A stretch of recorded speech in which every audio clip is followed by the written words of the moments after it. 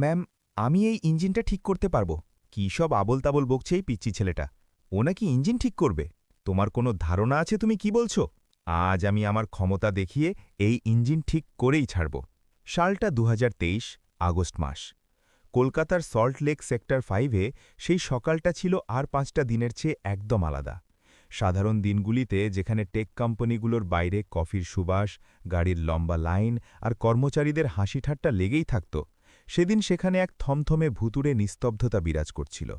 রাস্তার ঠিক মাঝখানে কাঁচ আর ইস্পাত দিয়ে তৈরি এক বিশাল আকাশচুম্বী দালান দাঁড়িয়েছিল, যার নাম ফিউচার টেক সলিউশনস। এটি সেই কোম্পানি যারা ভারতকে আর্টিফিশিয়াল ইন্টেলিজেন্স এবং ইন্ডাস্ট্রিয়াল অটোমেশনের জগতে এক নতুন পরিচয় এনে দিয়েছিল। বিশ্বের বহু দেশে তাদের তৈরি মেশিন দাপটের সাথে কাজ করছিল। কিন্তু আজ সেই বিশাল ভবনের ভেতরে যেন সবকিছু মরে গিয়েছিল। গত ১০ দিন ধরে কোম্পানির সবচেয়ে গুরুত্বপূর্ণ এবং সবচেয়ে ব্যয়বহুল প্রজেক্টটি পুরোপুরি বন্ধ হয়ে পড়েছিল। প্রায় ২০ কোটি টাকা ব্যয়ে নির্মিত টাইটান X500 নামের বিশাল অটোমেশন মেশিনটি, যা ছিল পুরো প্রজেক্টের মেরুদণ্ড, হঠাৎ করেই অচল হয়ে গিয়েছিল। এই মেশিনটি বন্ধ হয়ে যাওয়ার সাথে সাথে পুরো উৎপাদন প্রক্রিয়া স্তব্ধ হয়ে গিয়েছিল। প্রতিদিন প্রায় ৫ কোটি টাকার লোকসান হচ্ছিল। ১০ দিনে ৫০ কোটি টাকারও বেশি ক্ষতি। আর তার চেয়েও বড় ক্ষতি ছিল কোম্পানির সম্মানের। আজ পর্যন্ত ফিউচার টেক সলিউশনসে এমন ঘটনা কখনো ঘটেনি। দেশ বিদেশ থেকে বড় বড় ইঞ্জিনিয়ারদের ডেকে আনা হয়েছিল। জার্মানি, জাপান এবং দক্ষিণ কোরিয়া থেকে আসা বিশেষজ্ঞ দলগুলো মেশিনের প্রতিটি অংশ তন্ন তন্ন করে পরীক্ষা করেছিল। সেন্সর বদলানো হয়েছিল, ওয়্যারিং নতুন করে করা হয়েছিল, সফটওয়্যার পুনরায় ইনস্টল করা হয়েছিল। কিন্তু মেশিনটি এক চুলও নড়েনি। লাল সতর্কবাতি এক নাগাড়ে জ্বলে যাচ্ছিল, যেন মেশিনটি চুপচাপ কিছু বলতে চাইছিল, কিন্তু কেউ তার ভাষা বুঝতে পারছিল না। ভবনের একদম ওপরতলায় কাঁচের দেওয়াল দিয়ে ঘেরা মিটিং রুমে দাঁড়িয়েছিলেন অরিন্দম চৌধুরী। দীর্ঘাকৃতি মানুষটি, পরনে সাধারণ সাদা শার্ট, গলায় টাই নেই, চোখের নিচে অনিদ্রার গভীর কালশিটে দাগ স্পষ্ট। অরিন্দম টেকনোলজির দুনিয়ায় এক বিশাল নাম। শূন্য থেকে এই কোম্পানিকে তিনি তিল তিল করে গড়ে তুলেছিলেন। কিন্তু আজ তার চোখে সেই চিরচেনা আত্মবিশ্বাস ছিল না, বরং উদ্বেগ আর ভয় পরিষ্কার ফুটে উঠছিল। তিনি রাগের টেবিল চাপড়ে বলে উঠলেন, ১০ দিন হয়ে গেল এবং এখনও মেশিন চালু হলো না। আমরা কি এখানে বাচ্চাদের মতো কোম্পানি চালাচ্ছি? ঘরে উপস্থিত ইঞ্জিনিয়াররা মাথা নিচু করে চুপচাপ দাঁড়িয়েছিলেন। একজন সিনিয়র ইঞ্জিনিয়ার কাঁপা কাঁপা গলায় বললেন, স্যার, আমরা প্রতিটি সিস্টেম চেক করেছি। Sensor, control unit, hydraulic system, software সবকিছুই তো ঠিক দেখাচ্ছে। অন্য একজন ইঞ্জিনিয়ার জানালেন যে জার্মানির স্পেশাল টিমও ৩ দিন ধরে চেষ্টা করছে, কিন্তু আসল সমস্যাটা কিছুতেই ধরা পড়ছে না। অরিন্দম দীর্ঘশ্বাস ফেললেন। তার রাগ এখন উদ্বেগে পরিণত হয়েছে। তিনি কঠোর স্বরে নির্দেশ দিলেন, আজ পুরো সিস্টেম আবার শুরু থেকে চেক করা হবে এবং সন্ধ্যার মধ্যে আমার রিপোর্ট চাই। মিটিং শেষ হল। অরিন্দম ক্লান্ত পায়ে লিফটের দিকে এগিয়ে গেলেন এবং নিচে নেমে এলেন। গেটের কাছে পৌঁছতেই তার নজর পড়ল ফুটপাতে বসে থাকা একটি ছেলের ওপর। বয়স মেরে কেটে ১৫ বছর হবে, পরনে ছেঁড়া জামা কাপড়, হাঁটু পর্যন্ত ধুলো মাখা, এক হাতে জুতো পালিশ করার ব্রাশ আর অন্য পাশে পালিশের বোতল। সে জুতো পালিশ করছিল ঠিকই, কিন্তু তার চোখ জুতোর দিকে ছিল না। সে এক দৃষ্টিতে তাকিয়েছিল ফিউচার টেক সলিউশনসের সেই বিশাল ভবনটির দিকে, যেন ওই কাঁচের দেওয়ালের ভেতরে তার কোনো স্বপ্ন বন্দী হয়ে আছে। ছেলেটির নাম ছিল দীপ। অরিন্দম তাকে কেবল এক নজর দেখলেন এবং তারপর নিজের গাড়ির দিকে এগিয়ে গেলেন। তিনি তখনও জানতেন না যে এই ছেলেটিই কয়েক ঘণ্টা পর তার জীবনের সবচেয়ে বড় মোড় হতে চলেছে। দীপ প্রতিদিন এখানে আসত। সকালে জুতো পালিশ করত, দুপুরে চায়ের দোকানদারকে সাহায্য করত এবং বিকেলে আবার এই জায়গায় এসে বসে পড়ত। কিন্তু সে বাকি ৫টা সাধারণ বাচ্চার মতো ছিল না। তার নজর সবসময় কোম্পানির মেশিন সেকশনের দিকে আটকে থাকত। আজও ভেতরে ইঞ্জিনিয়ারদের ছোটাছুটি চলছিল, অ্যালার্মের শব্দ বাইরে পর্যন্ত আসছিল। লাল সতর্কবাতি এখনও জ্বলছিল। দীপ বিড়বিড় করে নিজেকেই বলল, ১০ দিন ধরে মেশিন বন্ধ, কিন্তু এরা সব ভুল জায়গায় সমস্যা খুঁজছে। আসল গণ্ডগোল তো ব্যাকআপ ইউনিটে। তার গলার স্বর এতটাই নিচু ছিল যে কেউ শুনতে পেল না, কিন্তু তার মস্তিষ্ক দ্রুত গতিতে কাজ করছিল। সে জানত কেউ তার কথা শুনবে না, কারণ পৃথিবী জুতো পালিশ করা ছেলেদের কথাই কান দেয় না। কেউ জানত না যে এই ছেলেটি দিনে রাস্তায় বসে থাকে আর রাতে মেশিনের সাথে কথা বলে। কেউ জানত না তার জীবন কতটা নিস্তব্ধ এক যুদ্ধের মধ্য দিয়ে যাচ্ছে। দীপ ভবনটির দিকে তাকিয়ে মনে মনে বলল, ইস, যদি মাত্র 5টা মিনিট পাওয়া যেত, শুধু 5 মিনিট, আমি এই মেশিনটা ঠিক করে দিতে পারতাম। কিন্তু ভাগ্য কাউকেই সুযোগ এত সহজে দেয় না। প্রায়শই ভাগ্য আগে কঠিন পরীক্ষা নেয়, আর দ্বীপের সেই পরীক্ষা এখন শুরু হতে চলেছিল। দ্বীপের কাছে ওই ভবনটি কেবল কাঁচ আর ইস্পাতের কাঠামো ছিল না, ওটা ছিল তার কাছে এক প্রশ্ন, এক চ্যালেঞ্জ এবং কোথাও না কোথাও এক স্বপ্ন। সারাদিন রাস্তার ধারে বসে জুতো পালিশ করলেও তার মন ওখানেই পড়ে থাকত। হাতে ব্রাশ চলত, কিন্তু মাথায় ঘুরত মেশিনের কলকবজা। মানুষ আসত, জুতো চকচকে করে চলে যেত, কেউ তার মুখের দিকে ভালো করে তাকাত না। সবার কাছে সে ছিল কেবলই এক গরিব ছেলে, দিন শেষে যাকে কয়েকটা কয়েন দিলেই যথেষ্ট। সন্ধে নামতেই, যখন অফিসের আলোগুলো জ্বলে উঠত আর কর্মচারীরা বাড়ির পথ ধরত, তখন দ্বীপও তার ছোট্ট বাক্সটা গুছিয়ে নিত। তার পায়ে ক্লান্তি থাকত, কিন্তু মনে থাকত এক অদ্ভুত অস্থিরতা। তার বাড়ি ফেরার তাড়া থাকত, কারণ রাতটাই ছিল তার আসল স্কুল। সেই স্কুল, যেখানে কোনো বই ছিল না, ব্ল্যাকবোর্ড ছিল না, কিন্তু ছিল হাজারো মেশিন, জংধরা যন্ত্রপাতি, তেলের গন্ধ আর একজন বৃদ্ধ মানুষ, যিনি ছিলেন তার জীবনের সবচেয়ে বড় গুরু। সেই বৃদ্ধ মানুষটি ছিলেন দ্বীপের দাদু। শহরের এক পুরনো মহল্লায় সরু গলির মাঝে তাদের ছোট্ট একটা গ্যারেজ ছিল। টিনের চাল, দেওয়ালে জমে থাকা গ্রিলস, কোনায় পড়ে থাকা ভাঙা ফ্যান, পুরনো জেনারেটর আর আধখোলা স্কুটার।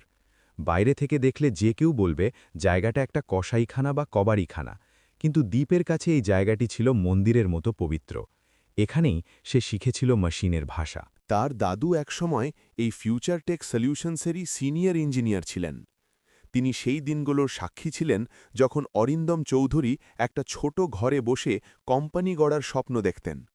কিন্তু সময় বদলেছে, সম্পর্ক বদলেছে এবং দাদু এই জগৎ থেকে ছিটকে পড়েছেন। এখন তার পরিচয় শুধুই এক বৃদ্ধ মেকানিক, যার চোখে আছে অভিজ্ঞতা আর হাতে এখনও মেশিনের ওপর সেই পুরনো দখল। রাতে গ্যারেজের দরজা অর্ধেক বন্ধ থাকত, বাইরের কোলাহল কমে আসত আর ভেতরে শোনা যেত শুধু যন্ত্রপাতির ঠকঠক শব্দ। দাদু কোনো পুরনো মোটর খুলতেন আর দ্বীপ গভীর মনোযোগে তা দেখত। দাদু বোঝাতেন, এই স্ক্রুটা শুধু লোহার টুকরো নয় দাদু ভাই, এটা পুরো মেশিনকে বেঁধে রাখে। যদি এটাকে ভুল দিকে ঘোরানো হয়, তবে পুরো ব্যবস্থাটাই ভেঙে পড়তে পারে। দ্বীপ চুপচাপ শুনত আর প্রতিটি কথা নিজের মনের গভীরে গেঁথে নিত। দাদু প্রায়ই বলতেন, মেশিনকে শুধু চোখ দিয়ে দেখো না, ওকে অনুভব করো, ওর শব্দ শোনো, ওর কম্পন বোঝো। প্রতিটি মেশিন কথা বলে, শুধু শোনার মতো মানুষ চাই। দ্বীপ হেসে ফেলত। তার কাছে এসব অদ্ভুত লাগত না, কারণ সে সত্যিই মেশিনের কান্না শুনতে পেত। সে জানত না যে এটা কোনো সাধারণ জ্ঞান নয়, বরং এক ঈশ্বর প্রদত্ত অসাধারণ ক্ষমতা। বাড়ির ভেতরের অবস্থাও ভালো ছিল না। দ্বীপের মা সুমিত্রা প্রায়ই অসুস্থ থাকতেন, শরীর একদম ভেঙে পড়েছিল। ওষুধপত্রের দাম আকাশ ছোঁয়া আর টাকা সবসময়ই কম পড়ত। বহুবার দ্বীপ দেখেছে তার মা অর্ধেক ওষুধ খাচ্ছেন, যাতে পরের বারের জন্য কিছু বেঁচে যায়। মা যখনই তাকে দেখতেন, ম্লান হেসে বলতেন, আমি ঠিক আছি রে বাবা, কিন্তু দ্বীপ জানত সেটা ডাহা মিথ্যে। রাতে ক্লান্ত হয়ে যখন সে মেঝেতে শুত, তখনও তার মাথায় মেশিনের ছবি ঘুরত। তার বারবার ফিউচার টেকের সেই বিশাল মেশিনটার কথা মনে পড়ত, যা 10 দিন ধরে নিখর হয়ে দাঁড়িয়ে আছে। তার মনে হতো মেশিনটা যেন যন্ত্রণায় কাতরাচ্ছে আর সাহায্যের জন্য ডাকছে। সে ভাবত, যদি তাকে শুধু একবারের জন্য কাছে যেতে দেওয়া হতো, তবে সে মেশিনটার কষ্ট বুঝতে পারত। পরদিন সকালে যখন সে আবার কোম্পানির গেটের কাছে পৌঁছল, তখন পরিস্থিতি আগের চেয়েও বেশি থমথমে ছিল। ইঞ্জিনিয়ারদের মুখ শুকিয়ে আমসি, গার্ডরা ভীষণ কড়া মেজাজে, প্রত্যেকেই যেন আতঙ্কে আছে। দ্বীপ তার টুলটা পেটে জুতো পালিশ করতে বসল, কিন্তু আজ তার মন পড়েছিল অন্য কোথাও। তার মায়ের ওষুধ শেষ হয়ে গেছে। দাদু রাতে বলেছিলেন, পৃথিবী গরিবের হুনর বা প্রতিভাকে ততক্ষণ চিনতে পারে না যতক্ষণ না সে পৃথিবীকে একটা বড় ধাক্কা দেয়। সেই কথাটাই দ্বীপের বুকে বাজছিল। তার টাকার প্রয়োজন ছিল, কিন্তু তার চেয়েও বেশি প্রয়োজন ছিল একটা সুযোগের। সে জানত, যদি সে মেশিনটা ঠিক করে দিতে পারে, তবে হয়তো তার জীবনটাই বদলে যাবে। সে সাহস সঞ্চয় করে গেটের গার্ডকে গিয়ে বলল, কাকু, আমাকে শুধু 5 মিনিটের জন্য মেশিনটা দেখতে দেবেন? গার্ড তাকে ধমক দিয়ে ধক্কা মেরে সরিয়ে দিল। আশেপাশের কিছু লোক হাসাহাসি শুরু করল। কেউ বলল, ছেলেটা পাগল হয়ে গেছে। কেউ বলল, আরে এ তো ল্যাপটপ অন করতেই জানে না। দীপ কিছু বলল না। সে নীরবে উঠে গিয়ে একটা কোণায় বসে পড়ল। তার হাঁটুতে ধুলো লেগেছিল, জামাকাপড় আরও নোংরা হয়ে গিয়েছিল, কিন্তু তার চোখের আগুন নেভেনি। সে মনে মনে ঠিক করে ফেলেছিল যে সে হার মানবে না, কারণ এটা তার কাছে শুধু একটা মেশিন নয়, এটা তার মায়ের জীবনদায়ী ওষুধ, তার দাদুর হারিয়ে যাওয়া সম্মান, আর হয়তো তার নিজের অস্তিত্বের প্রমাণ। সে জানত না যে এই জেদ, এই নীরব আত্মবিশ্বাস তাকে সেই দরজার ওপারে নিয়ে যাবে যেখান থেকে তার জীবন চিরকালের জন্য বদলে যাবে। সেদিন দুপুরের পরের ঘটনা। সূর্য মাথার ওপর গনগন করছে, কিন্তু ফিউচার টেক সলিউশনসের ভেতরে অন্ধকার আর হতাশার ছায়া। মেশিন সেকশনে বারবার সাইরেন বাজছিল, আর প্রতিবার সেই শব্দ মানুষের বুকের ধড়ফড়ানি বাড়িয়ে দিচ্ছিল। ইঞ্জিনিয়ারদের চোখে এখন আর ঘুম নেই, আছে শুধুই আতঙ্ক। আতঙ্ক এই ভেবে যে আজ যদি কিছু না হয় তবে কাল কি হবে তা কেউ জানে না। দীপ বাইরে ফুটপাতে বসে সব দেখছিল। এখন সে জুতো পালিশ থামিয়ে কোম্পানির দিকেই বেশি তাকাচ্ছিল। তার মনে হচ্ছিল মেশিনটা যেন তাকে নাম ধরে ডাকছে। যতবার লাল বাতি জ্বলে উঠছিল তার বুকের ভেতরটা কেমন যেন করে উঠছিল। সে নিজেকেই বলছিল, মেশিনটা খারাপ হয়নি, ওটাকে ইচ্ছে করে আটকানো হয়েছে, এটা কোনো দুর্ঘটনা নয়। কিন্তু তার এই উপলব্ধি বাইরের জগৎ পর্যন্ত পৌঁছচ্ছিল না। হঠাৎ মেশিন সেকশন থেকে তীব্র সাইরেনের শব্দ ভেসে এলো। স্ক্রিনে সিস্টেম ক্রিটিক্যাল এরার লেখাটা দপদপ করে জ্বলতে লাগল। কয়েকজন ইঞ্জিনিয়ার ভয়ে বাইরে দৌড়ে এলেন। গার্ডরা সতর্ক হয়ে গেল। পরিস্থিতি নিয়ন্ত্রণের বাইরে চলে যাচ্ছিল। দীপও ভয় পেল, কিন্তু তার চোখ মেশিন কন্ট্রোল রুমের দিকে স্থির হয়ে রইল। সে পরিষ্কার বুঝতে পারছিল এরা গত 10 দিন ধরে যা ভুল করছিল এখনও সেটাই করছে। সেন্সর, স্ক্রিন, কোড এইসব নিয়ে পড়ে আছে, কিন্তু কেউ আসল জায়গাটা দেখছে না, যেখানে সমস্যাটা লুকিয়ে আছে। সে ধীরে ধীরে উঠে গেটের কাছে গেল, সাহস করে আবার উকি দেওয়ার চেষ্টা করল। তখনই একজন গার্ড তাকে দেখে ফেলল এবং রাগে চিৎকার করে উঠল, কিরে, বারবার এখানে কেন আসছিস? ভাগ এখান থেকে। সে দীপকে সজোরে ধাক্কা দিল। দীপ টাল সামলাতে না পেরে রাস্তায় পড়ে গেল। তার হাত থেকে ব্রাশ আর কালির বোতল ছিটকে দূরে গিয়ে পড়ল। কিছু পথচারী দাঁড়িয়ে দেখল। কেউ হাসতে হাসতে বলল, ছেলেটা সত্যিই পাগল। কেউ বলল, এত বড় কোম্পানিতে এই রাস্তার ছেলে কি করবে? দীপ উঠে দাঁড়াল, জামার ধুলো ঝাড়ল এবং চুপচাপ নিজের জায়গায় গিয়ে বসল। তার চোখ দিয়ে জল বেরিয়ে এলো, কিন্তু সে দ্রুত তা মুছে ফেলল। তার কাঁদা চলবে না, তার শুধু একটা সুযোগ চাই। সে জানত যদি সে ভেতরে যেতে পারে আর সঠিক জায়গাটা দেখিয়ে দিতে পারে তবে সব বদলে যাবে। কিন্তু সে এটাও জানত যে তার চেহারা, তার পোশাক আর তার পেশাই তার সবচেয়ে বড় শত্রু। সন্ধ্যা নামতে শুরু করেছিল। অরিন্দম চৌধুরী ক্লান্ত পায়ে অফিস থেকে বেরিয়ে এলেন। তার মাথা দপদপ করছিল, চোখ জ্বলছিল। 10 দিনের না ঘুমোনো ক্লান্তি যেন একসঙ্গে শরীরের উপর ভর করেছিল। গাড়ির দিকে যেতেই তার নজর আবার সেই ছেলেটির উপর পড়ল। সেই ছেলেটি যে সকাল থেকে ওখানেই বসে আছে। এখন সে চুপচাপ মাটিতে বসে, তার কাছে কোনো কাস্টমার নেই। ব্রাশটা একপাশে পড়ে আছে, কিন্তু তার দৃষ্টি এখনও কোম্পানির ভেতরের দিকে। অরিন্দম কয়েক মুহূর্ত থমকে দাঁড়ালেন। তিনি জানেন না কেন, কিন্তু ছেলেটির চোখের দিকে তাকিয়ে তিনি অদ্ভুত কিছু একটা অনুভব করলেন। সেখানে কোনো লোভ নেই, কোনো ধূর্তামি নেই, আছে শুধু এক অস্থির সত্য। তিনি গার্ডকে জিজ্ঞেস করলেন, এই ছেলেটা এখানে বারবার কেন আসে? গার্ড বিরক্ত হয়ে বলল, স্যার, ও বলে যে ও মেশিন ঠিক করে দেবে, সারাদিন মেশিনের দিকে হাঁ করে তাকিয়ে থাকে, আমি ওকে অনেকবার তাড়িয়েছি। অরিন্দম দ্বীপের দিকে তাকালেন। দ্বীপ ভয়ে চোখ নামিয়ে নিল। কয়েক সেকেন্ডের নীরবতার পর অরিন্দম জিজ্ঞেস করলেন, তুমি মেশিনটার দিকে এত মনোযোগ দিয়ে কেন তাকাও? দ্বীপের গলার স্বর খুব নিচু ছিল, কিন্তু শব্দগুলো ছিল স্পষ্ট। স্যার, আমার মেশিন ভালো লাগে। অরিন্দম লান হেসে বললেন, মেশিন? আর তুমি জুতো পালিশ করো? এগুলো কোটি টাকার মেশিন, খোকা। দ্বীপের ভেতরে ভয় ছিল, কিন্তু তার চেয়েও বড় ছিল তার বিশ্বাস। সে সাহস সঞ্চয় করে বলল, স্যার, যদি আমাকে শুধু একবার মেশিনটার কাছে যেতে দেওয়া হয় তবে আমি বলে দিতে পারব সমস্যাটা কোথায়। পাশে দাঁড়ানো কয়েকজন ইঞ্জিনিয়ার হেসে উঠল। একজন বলল, স্যার, সময় নষ্ট করবেন না, 10 দিন ধরে আমরা কিছু বুঝতে পারলাম না, আর এই বাচ্চা ছেলে সমাধান দেবে? কিন্তু দ্বীপ চুপ করে রইল। সে কেবল অরিন্দমের চোখের দিকে তাকাল, যেন সে মানুষটির সাথে নয়, তার বিবেকের সাথে কথা বলছে। অরিন্দমের ভেতরটা কেঁপে উঠল। হঠাৎ তার নিজের ছোটবেলার কথা মনে পড়ে গেল। সেই সময় যখন মানুষ তাকেও এভাবেই অবজ্ঞা করত। এক সাধারণ ছেলে যার চোখে ছিল বড় স্বপ্ন কিন্তু পকেটে কোনো জোর ছিল না। তিনি দীর্ঘশ্বাস নিলেন এবং গম্ভীর স্বরে বললেন, ঠিক আছে, ওকে ভেতরে নিয়ে এসো। পুরো স্টাফের মধ্যে যেন বিদ্যুৎ খেলে গেল। স্যার, এটা ঠিক হচ্ছে না, ও একটা বাচ্চা ছেলে, মেশিন বিপজ্জনক হতে পারে। কিন্তু অরিন্দম স্পষ্ট ভাষায় বললেন, আমি বলেছি ওকে ভেতরে নিয়ে এসো। দীপ প্রথমবারের মতো সেই গেটের ভেতরে প্রবেশ করল যা সে মাসের পর মাস বাইরে থেকে দেখে এসেছে। প্রতিটা পদক্ষেপের সাথে তার হৃৎপিণ্ড দ্রুত স্পন্দিত হচ্ছিল। লোকেরা ফিসফিস করছিল, কেউ তাকে উপহাস করছিল, কেউ তাকে বিপদ ভাবছিল, কিন্তু দীপের নজর ছিল শুধু এক জায়গায়, সেই বিশাল মেশিনটার উপর, সেই টাইটান X500, যা এখন তার সামনে নিথর হয়ে দাঁড়িয়ে আছে। অরিন্দম ইনচার্জকে জিজ্ঞেস করলেন, মেশিন কেন বন্ধ? ইনচার্জ সেই পুরনো তোতা পাখির মতো বুলি আওড়ালেন, স্যার, টেকনিক্যাল সমস্যা, আমরা সবকিছু চেক করেছি। অরিন্দম দীপের দিকে তাকিয়ে জিজ্ঞেস করলেন, তুমি জানো এই মেশিন কেন বন্ধ? পুরো হলঘর শান্ত হয়ে গেল। দীপ কিছুক্ষণ চুপ করে রইল, তারপর বলল, স্যার, আমি যদি মেশিনটা একটু কাছ থেকে দেখি তাহলে হয়তো বলতে পারব। লোকেরা আবার হাসল, কিন্তু এবার অরিন্দম হাসলেন না। তিনি হাত তুলে সবাইকে থামালেন। দীপ ধীরে ধীরে মেশিনের চারপাশে ঘুরতে লাগল।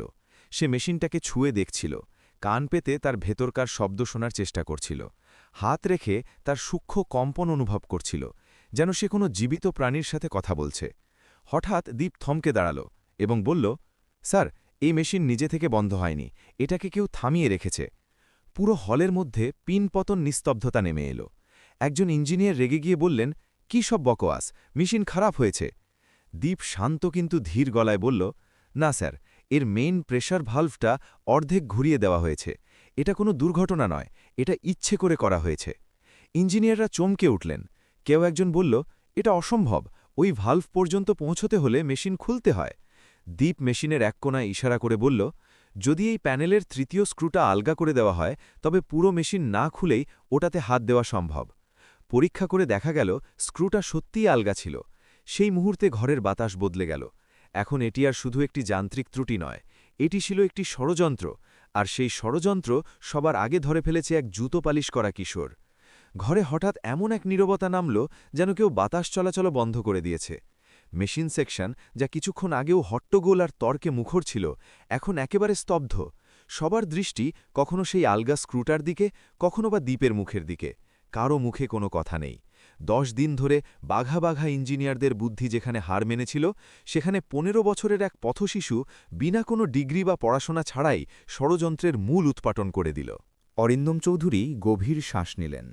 তার ভেতরে জমে থাকা ভয় এখন এক অদ্ভুত স্বচ্ছতায় রূপ নিচ্ছিল। তিনি শান্ত কিন্তু দৃঢ় গলায় জিজ্ঞেস করলেন, যদি এই ভালভ ইচ্ছে করে ঘোরানো হয়ে থাকে তবে কি মেশিন আবার চালু করা সম্ভব? ঘরে উপস্থিত কয়েকজন ইঞ্জিনিয়ার অস্থির হয়ে উঠলেন। একজন বললেন, স্যার, এই মেশিন অত্যন্ত সংবেদনশীল, সামান্য ভুল হলে বিস্ফোরণও হতে পারে। অন্য কেউ বলল, ও তো বাচ্চা ছেলে, ওকে এই দায়িত্ব দেবেন না। কিন্তু অরিন্দমের চোখ দ্বীপের উপর স্থির ছিল। সেই কিশোরের মুখে না ছিল ভয়, না ছিল ঘাবড়ে যাওয়ার কোনো লক্ষণ, বরং ছিল এক অদ্ভুত আত্মবিশ্বাস, যেন সে ঠিক জানে এরপর কি করতে হবে। অরিন্দম সরাসরি তাকে জিজ্ঞেস করলেন, আমি যদি বলি মেশিনটা ঠিক করতে, তুমি কি পারবে? দীপ প্রথমবারের মতো ঠোঁটে সামান্য হাসির রেখা ফুটিয়ে মাথা নাড়ল। সে বলল, স্যার, আমি চেষ্টা করব। এই কথাগুলো কোনো ফাঁকা বুলি ছিল না, ছিল এক সততার বহিঃপ্রকাশ। ঘরে দাঁড়ানো লোকেরা একে অপরের মুখ চাওয়াচাওয়ি করতে লাগল। এটা পাগলামি মনে হচ্ছিল, কিন্তু পিছু হটার আর কোনো পথ খোলা ছিল না। দীপ মেশিনের নিচের অংশের দিকে ইশারা করে একটা টর্চ চাইল। একজন ইঞ্জিনিয়ার ইতস্তত করে টর্চটা বাড়িয়ে দিল। আলো ভেতরে পড়তেই দীপের মুখ গম্ভীর হয়ে গেল। সে ভালো করে পর্যবেক্ষণ করল, তারপর কোনো তাড়াহুড়ো না করে বলল, এই পাইপটা নিজের জায়গা থেকে সামান্য সরে গেছে, এই কারণেই প্রেশার ভুল জায়গায় যাচ্ছে। ইঞ্জিনিয়াররা হুমড়ি খেয়ে দেখতে লাগল। একজন ফিসফিস করে বলল, ও তো ঠিকই বলছে, এটা তো সত্যিই ভুলভাবে ফিট করা হয়েছে। দীপ হাত ভেতরে ঢোকাল এবং অত্যন্ত সতর্কতার সাথে পাইপটিকে তার সঠিক জায়গায় ঘুরিয়ে দিল। তার কাজে কোনো তাড়াহুড়ো ছিল না, প্রতিটি নড়াচড়ায় ছিল অভ্যস্ত হাতের ছোঁয়া, যেন সে এই কাজ শতবার করেছে। এরপর সে মেশিনের ডান দিকে গেল, যেখানে একটা বড় জাংশন বক্স হালকা কাঁপছিল। সে বক্সের ওপর হাত রাখল এবং সাথে সাথে হাত সরিয়ে নিল। সে বলল, এখনই যদি মেশিন চালু করা হয় তবে ব্লাস্ট হতে পারে। পুরো স্টাফ আঁতকে উঠল। অরিন্দম এগিয়ে এসে জিজ্ঞেস করলেন, কেন? দীপ শান্ত গলায় বোঝাল, এই বক্সের ওয়্যারিং বদলে দেওয়া হয়েছে। পজিটিভ আর নেগেটিভ তার উল্টে দেওয়া হয়েছে। এটা কোনো ভুল নয়, জেনে শুনে করা কাজ। একজন ইঞ্জিনিয়ারের মুখ দিয়ে অজান্তেই বেরিয়ে এলো, এটা তো কোনো ভেতরের লোক ছাড়া করা সম্ভব নয়। দীপ বলল, আমার শুধু 10 মিনিট সময় চাই। যদি আমি ভুল হই তবে আমি নিজে থেকেই এখান থেকে চলে যাব। অরিন্দম কোনো দ্বিধা না করেই বললেন, শুরু করো। কিছু ইঞ্জিনিয়ার এখনও অস্বস্তিতে ছিলেন, কিন্তু প্রতিবাদ করার সাহস কারো ছিল না। দীপকে যন্ত্রপাতি দেওয়া হলো, স্ক্রুড্রাইভার, প্লাস এবং ইনসুলেটেড টুলস। দীপ সময় নষ্ট না করে কাজ শুরু করল। সে তারগুলো এমনভাবে চিনতে পারছিল যেন ওরা তার কতকালের পুরনো বন্ধু। সে ভুলভাবে জোড়া তারগুলো আলাদা করল এবং সঠিক ক্রমে জুড়ে দিল। স্ক্রিনের ডেটা বদলাতে শুরু করল। প্রেশার লেভেল স্থির হতে লাগল। ঘরের সবাই শ্বাসরুদ্ধ করে দৃশ্যটি দেখছিল। কারো বিশ্বাসই হচ্ছিল না যে এই সব কিছুই একটা বাচ্চার হাতে হচ্ছে। 10 মিনিট শেষ হল। দীপ মেশিনের সামনে এসে দাঁড়াল। সে বলল, এবার এটা চালু করা যেতে পারে। কিছু লোক ভয় পেয়ে গেল। কেউ বলল, এখনই অন করবেন না। কিন্তু অরিন্দম কারও কথা শুনলেন না। তিনি দীপের দিকে তাকিয়ে বললেন, তুমিই অন করো। দীপ ধীর পায়ে মেইন সুইচের কাছে গেল। সে এক মুহূর্তের জন্য চোখ বন্ধ করল, যেন মেশিনের সাথে মনে মনে কিছু কথা বলে নিল। তারপর বোতামটি টিপে দিল। 1 সেকেন্ড, 2 সেকেন্ড, 5 সেকেন্ড। প্রতিটি মুহূর্ত যেন অনন্তকাল মনে হচ্ছিল। হঠাৎ মেশিনের ভেতর গুঞ্জন শোনা গেল। লাল বাতি নিভে গেল এবং তার জায়গায় জ্বলে উঠল সবুজ সংকেত। পুরো মেশিন জেগে উঠল, যেন 10 দিনের গভীর ঘুমের পর কেউ তাকে ডেকে তুলেছে। ঘরে উল্লাসের গর্জন উঠল। কেউ চিৎকার করে বলল, হয়ে গেছে। কেউ হাততালি দিল, কেউ অবিশ্বাসে মাথা নাড়তে লাগল। কিন্তু অরিন্দম চুপ করে দাঁড়িয়েছিলেন। তার চোখ ভিজে উঠেছিল এবং দৃষ্টি নিবদ্ধ ছিল দীপের ওপর। তিনি ধীর পায়ে এগিয়ে এসে বললেন, তুমি করে দেখিয়েছ। দীপ মাথা নিচু করে বিনীতভাবে বলল, স্যার, আমি কিছু করিনি। মেশিন নিজেই বলছিল তার কি কষ্ট হচ্ছে। সেই মুহূর্তে অরিন্দম বুঝতে পারলেন, এই ছেলেটি কেবল কোনো প্রতিভার নাম নয়, ও একটি গল্প, এমন এক গল্প যার আসল সত্য এখনও সামনে আসা বাকি। তার মনে একটা প্রশ্ন জোরালো হয়ে উঠল, এ ছেলেটি আসলে কে? মেশিন চালু হতেই পুরো হলঘর যেন স্বস্তির নিঃশ্বাস ফেলল। 10 দিন ধরে জমে থাকা বিষাদ এক লহমায় কেটে গেল। ইঞ্জিনিয়াররা একে অপরের দিকে তাকাচ্ছে, কেউ হাসছে, কেউ বিশ্বাস করতে পারছে না, কেউ কেউ মোবাইল বের করে ভিডিও করতে শুরু করল। কিন্তু এই সব কোলাহলের মাঝে অরিন্দম চৌধুরী ছিলেন সম্পূর্ণ শান্ত। তার দৃষ্টি মেশিনে নয়, ওই রোগা পাতলা ছেলেটির ওপর আটকে ছিল, যে শুধু তার কোম্পানি নয়, তার বিশ্বাসকেও বাঁচিয়ে দিয়েছে। দীপ একটু ঘাবড়ে গিয়েছিল। সে কখনো এত মানুষের সামনে কিছু করেনি। সে বুঝতে পারছিল না তার খুশি হওয়া উচিত নাকি ভয় পাওয়া উচিত। সে শুধু মাথা নিচু করে দাঁড়িয়েছিল, যেন সে কোনো বড় কাজ করেনি, কেবল নিজের দায়িত্ব পালন করেছে। অরিন্দম ধীরে ধীরে তার কাছে এলেন। তার কণ্ঠে এখন আর সেই কঠোরতা নেই, আছে এক অদ্ভুত কোমলতা। তিনি জিজ্ঞেস করলেন, বাবা, তুমি কে? এই প্রশ্নটি সাধারণ ছিল না। এতে ছিল বিস্ময়, কৌতূহল এবং কোথাও একটা অদ্ভুত আপনজন হওয়ার টান। দীপ মৃদু স্বরে বলল, স্যার, আমি কেউ নই, আমি জুতো পালিশ করি। আমার মা অসুস্থ, তার ওষুধের জন্য আমি কাজ করি। হলে আবারও পিনপতন নীরবতা। ইঞ্জিনিয়াররা যেন প্রথমবারের মতো উপলব্ধি করল যে ছেলেটিকে তারা এতদিন অবজ্ঞা করেছে তার পেছনে কত বড় এক লড়াই লুকিয়ে আছে। অরিন্দম আরও কাছে এসে জিজ্ঞেস করলেন, তোমার মেশিনের এত জ্ঞান কোথা থেকে এলো? দীপ জানালো যে রাতে সে তার দাদুর ছোট গ্যারেজে কাজ করে। সেখানেই পুরনো মেশিন খোলে, জোড়া লাগাতে শেখে। তার কথায় কোনো অভিযোগ ছিল না, ছিল শুধুই সরল সত্য। অরিন্দমের বুকের ভেতরটা ধক করে উঠল। তিনি জিজ্ঞেস করলেন, তোমার বাবা কোথায়? দীপ মাথা নিচু করে বলল, আমি জানি না, আমি তাকে কখনো দেখিনি। এই উত্তর অরিন্দমের বুকে তীরের মতো বিঁধল। তিনি দীপের মুখের দিকে গভীরভাবে তাকালেন। তার চোখ, তার নাক, কথা বলার ভঙ্গি, সব কিছুই কেমন যেন পরিচিত মনে হচ্ছে। এক পুরনো স্মৃতি, যাকে তিনি বহু বছর আগে জোর করে মাটি চাপা দিয়েছিলেন, তা আজ হঠাৎ জীবন্ত হয়ে সামনে দাঁড়িয়ে। অরিন্দম কাঁপা কাঁপা গলায় জিজ্ঞেস করলেন, তোমার মায়ের নাম কি? দীপ উত্তর দিল, সুমিত্রা, পুরো নাম সুমিত্রা সেন। এই নামটা শোনামাত্র অরিন্দমের মুখ ফ্যাকাশে হয়ে গেল। তার শ্বাস কয়েক মুহূর্তের জন্য আটকে গেল। সুমিত্রা সেন, সেই একই নাম যার সাথে ১৫ বছর আগে এক ভুল বোঝাবুঝির কারণে তিনি সম্পর্ক ছিন্ন করেছিলেন। সেই সময়, সেই ঝগড়া, সেই দূরত্ব সব কিছু চোখের সামনে ভেসে উঠল। তিনি কোনোক্রমে নিজেকে সামলে জিজ্ঞেস করলেন, তোমার বয়স কত? দীপ বলল, ১৫ বছর। একই বয়স, একই সময়, একই গল্প। অরিন্দম সেখানেই ধপ করে একটা চেয়ারে বসে পড়লেন। তার হাত কাঁপছিল। তিনি প্রায় ফিসফিস করে জিজ্ঞেস করলেন, তোমার মা কি কখনো তোমার বাবার ছবি দেখিয়েছেন? দীপ বলল, না, মা বলেন কিছু ছবি হারিয়ে গেছে আর কিছু তিনি নিজেই ছিঁড়ে ফেলেছেন। এখন আর অরিন্দমের কোনো প্রমাণের প্রয়োজন ছিল না। তার সামনে দাঁড়ানো এই ছেলেটি তার নিজের রক্ত, তার সন্তান, যাকে ভাগ্য ১৫ বছর পর আবার তার সামনে এনে দাঁড় করিয়েছে, তাও এমন এক পরিস্থিতিতে যেখানে তিনি ছেলেটির যোগ্যতা নিজের চোখেই দেখে নিলেন। অরিন্দমের চোখ দিয়ে জল গড়িয়ে পড়ল। তিনি হঠাৎ দীপকে বুকে জড়িয়ে ধরলেন। দীপ ভ্যাবাচ্যাকা খেয়ে গেল। সে কখনো কোনো বড়লোককে এভাবে কাঁদতে দেখেনি। অরিন্দম ভাঙা গলায় বললেন, বাবা, আমাকে ক্ষমা করে দিস। আমি জানতাম না, আমি তোকে হারিয়ে ফেলেছিলাম। হলে উপস্থিত সবাই হতবাক। ফিসফিসানি শুরু হয়ে গেল। এই ছেলে কি মালিকের ছেলে? দীপ পিছিয়ে গেল। তার কাছে এসব কিছুই অবিশ্বাস্য মনে হচ্ছিল।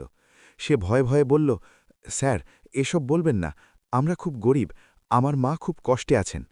অরিন্দম তার মুখটা হাতে তুলে ধরে বললেন, গরিব হলেই রক্ত বদলে যায় না রে। তুই যদি আমার ছেলে হস, তবে তুই আজ শুধু একটা মেশিন নয়, আমার পুরো জীবনটা ঠিক করে দিয়েছিস। পরদিন ডিএনএ টেস্ট হল। সত্য সামনে এলো। দীপ অরিন্দম চৌধুরীরই সন্তান। খবরটা দাবানলের মতো পুরো অফিসে ছড়িয়ে পড়ল। সেই জুতো পালিশ করা ছেলে যে কোম্পানিকে বাঁচিয়েছিল, সেই এখন কোম্পানির মালিকের হারিয়ে যাওয়া উত্তরাধিকারী। সেই সন্ধ্যায় অরিন্দম দীপকে নিয়ে তাদের বস্তিতে পৌঁছালেন। সরু গলি, ছোট ঘর, দরজার পাশে রাখা জুতো পালিশের বাক্স। অরিন্দমের বুকটা ফেটে যাচ্ছিল। ভেতরে সুমিত্রা বসেছিলেন, জীর্ণ শরীর, কিন্তু চোখে সেই একই সরলতা। অরিন্দম তাকে দেখে কান্নায় ভেঙে পড়লেন। তিনি ক্ষমা চাইলেন। সুমিত্রার চোখ ভিজে এলো, কিন্তু তাতে কোনো অভিযোগ ছিল না, ছিল দীর্ঘ ক্লান্তি। তিনি বললেন, অনেক দেরি হয়ে গেছে, কিন্তু হয়তো ভাগ্য এই সময়টাকেই সঠিক মনে করেছে। সুমিত্রার উন্নত চিকিৎসা শুরু হল। দাদুকে সম্মানের সাথে কোম্পানিতে উপদেষ্টা হিসেবে ফিরিয়ে আনা হল। দীপের ভর্তি হল শহরের সেরা স্কুলে। কিন্তু সবচেয়ে বড় কথা হল, দীপের পরিচয় এখন আর শুধুই এক জুতো পালিশ করা ছেলের রইল না। সে এখন একজন পুত্র, এক প্রতিভাবান ইঞ্জিনিয়ার, এক উজ্জ্বল ভবিষ্যৎ। দীপ আজও মেশিনের পাশে দাঁড়িয়ে তার শব্দ শোনে। পার্থক্য শুধু এটুকুই যে এখন মানুষ তার কথা শোনে। অরিন্দম যখনই তাকে কাজ করতে দেখেন, মনে মনে বলেন, ইস, যদি আমি ওকে কখনো না হারাতাম। কিন্তু দীপ হেসে বলে, বাবা, যদি আমি হারিয়ে না যেতাম, তবে হয়তো আমি মেশিনের এই জগৎটাকে চিনতেই পারতাম না, আর হয়তো আপনাকেও আর কোনোদিন ফিরে পেতাম না। কখনো কখনো জীবন আমাদের ভেঙে চুরমার করে দেয়, কেবল নতুন করে গড়ে তোলার জন্য। আর যখন সে জোড়া লাগায়, তখন তা এত সুন্দর হয় যে পুরনো সব ক্ষতকেও তখন আশীর্বাদ বলে মনে হয়। বন্ধুরা, যদি এই গল্পটি আপনার হৃদয় ছুঁয়ে যায়, তবে কমেন্টে অবশ্যই জানাবেন। আর এটাও লিখবেন যে আপনি ভারতের বা বাংলাদেশের কোন প্রান্ত থেকে এই গল্পটি পড়ছেন। কারণ কে জানে, হয়তো আপনার শহরের কোনো এক ফুটপাতে বসে থাকা আরেক দ্বীপ তার ভাগ্য বদলানোর অপেক্ষায় দিন গুনছে।